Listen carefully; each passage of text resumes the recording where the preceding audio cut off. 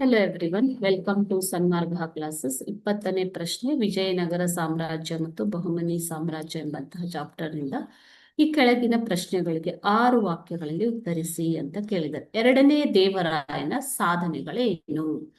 ಎರಡನೇ ದೇವರಾಯನು ಸಂಗಮ ರಾಜವಂಶದ ಪ್ರಸಿದ್ಧ ರಾಜ. ಆತನು ಗಜಬೇಟೆಕಾರ ಎಂಬಂತಹ ಬಿರುದನ್ನ ಗಳಿಸಿದಂಥವು. ಒರಿಸ್ಸಾದ ರಾಜನಾದಂತಹ ಗಜಪತಿ ಕಪಿಲೇಂದ್ರನನ್ನು ಸೋಲಿಸಿ ಕೊಂಡವೀಡನ್ನ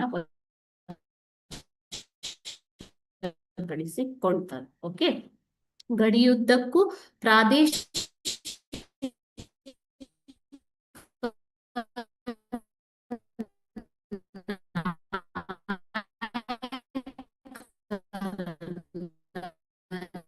ನಿಗ್ರಹಿಸುವ ಮೂಲಕ ಈಶಾನ್ಯದಲ್ಲಿ ಕೃಷಿ ಗಳಿಸಿಕೊಟ್ಟು ವಿಜಯನಗರ ಸಾಮ್ರಾಜ್ಯವು ಈತನ ಕಾಲದಲ್ಲಿ ಶ್ರೀಲಂಕಾದಿಂದ ಗುಲ್ಬರ್ಗ ಮತ್ತು ತೆಲಂಗಾಣದಿಂದ ಮಲಬಾರ್ನವರೆಗೆ ವಿಸ್ತರಿಸಿತು. ಎಲ್ಲಿಂದ ನೋಡಿ ಮಕ್ಕಳೇ? ಶ್ರೀಲಂಕಾದಿಂದ ಸಿಂಹಳ ಎನ್ನುವಂತ ಹೆಸರಿತ್ತು, ಅಲ್ಲಿ ವಿಸ್ತರಣೆಯನ್ನ ಹೊಂದಿತ್ತು ಅಂತ ಹೇಳ್ತಾರೆ. ಓಕೆ,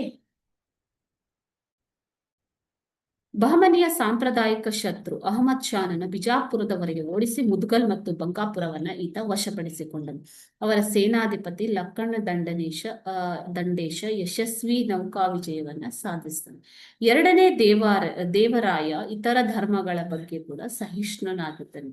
ಅವನು ರಾಜಧಾನಿಯಲ್ಲಿ ಮಸೀದಿಗಳು, ಜೈನ ಮತ್ತು ವೈಷ್ಣವ ದೇವಾಲಯಗಳನ್ನ ನಿರ್ಮಿಸಿದ. ಓಕೆ, ಸೊ ಇದು ಎರಡನೇ ದೇವರಾಯನ ಸಾಧನೆ. Thank you.